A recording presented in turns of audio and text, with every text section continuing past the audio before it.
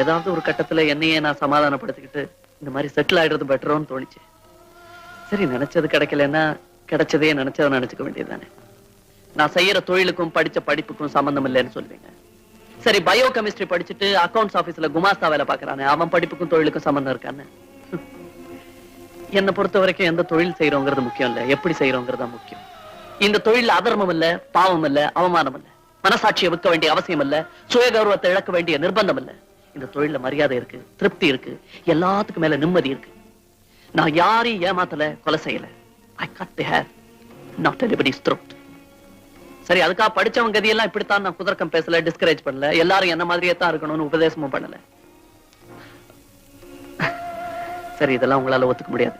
ஏன்னா தம்புராவை கையில பிடிச்ச பரம்பரையில வந்தவங்க. ஆனா 4ஆம் தலைமுறையை பார், நாவிதனும் சிற்றப்பனாவான் அப்படின்னு பழமொழி இருக்கு. தலைமுறைக்கும் தொழிலுக்கும் சம்பந்தம் இல்லை.